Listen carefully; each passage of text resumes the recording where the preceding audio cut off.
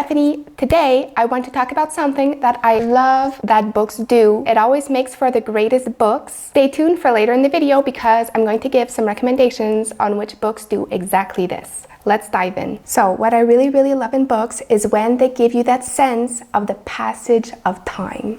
Books, I find, give us more of a sense that time passes than movies because books really give that opportunity to get to know your characters so well. It gives you a sense of your own mortality and reminds you to be grateful for what you have and to enjoy spending time with your loved ones because that's really the most important thing. That's what I've gathered from reading all of these books that really put the emphasis on this time passage. It's happened to me more than once that I cried when after, I don't know, 5 or more books, because it's not always, but it's often series that do this best. When your characters die of old age and you feel like you know this person, and I find it just reminds you that life, even with all its tragedies and its difficulties, it's a beautiful thing. And I really, for me, it really pulls my heartstrings, and I just love that emotional ride that it makes you go through. It kind of shows, I also find that life is sometimes, it can feel meaningless, and that it can be up to you to find your own meaning in this life. And in general, I find it pushes me to try to be a better person when I read these kinds of books. So here are some recommendations of books that did this really well. They're all amazing. If there's one that piques your interest, I recommend that you check it out. All links for the books are in the description box below. The first book that I'm going to talk about is, of course, 100 Years of Solitude by Gabriel Garcia Marquez. He actually won the Nobel Prize in Literature, so it can give you an indication that maybe this is a good book. And I loved this book.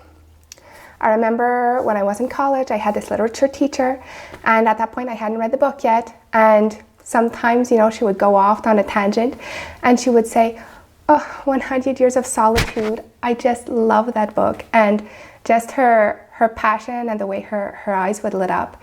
It definitely made me want to read that book, and I did. And indeed, it was awesome.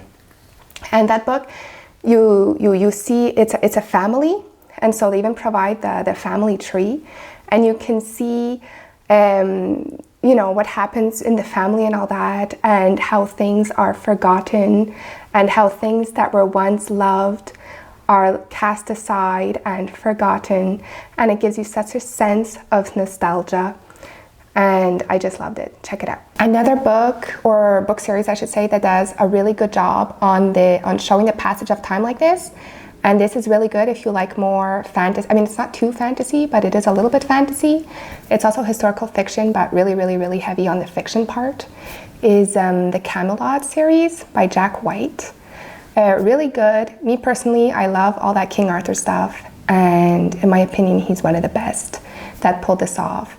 Once again, it's a family, and you know, all the people that you love in the beginning of the books, they eventually, you know, grow old. And anyway, it's just great. If you're interested in all those Arthurian legends type of thing, and just a really good story, definitely check this one out. And for my third book recommendation, if you want to see, if you like all that passage of time stuff and seeing the people evolve and grow old and all that stuff, is the Ramses Series by Christian Jacques. I'm not really sure how to pronounce that. Is it French? Jacques? Anyway, if you like all that ancient Egyptian stuff, which me, I do, this is really good. It talks about the pharaoh Ramses II, which is widely regarded as one of the best Egyptian pharaohs.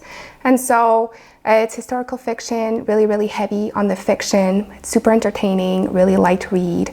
That's a good one. And bonus book, if you want a bit more of a challenge, I would invite you to check out, it's called, what is it called in English? The Accursed Kings by Maurice Druon. Maurice Druon was a member of the Académie Française, and it's a historical account of the kings of France in about the years 1300 or so. And so what happened was that the king Philippe le Bel burned Jacques de Molay, who was the last Grand Master of the Knights Templar. This is a real thing. He really was the Grand Master of the Knights Templar, which really did exist. And they really were killed, I think because they were accumulating perhaps too much power, something like that. And so, and what Jacques de Molay said on his, execution bed was, "I curse you, king, and all your descendants." And it turns out that historically, really things didn't go very well for that family, and they had a bunch of, problems and bad luck and all a bunch of things.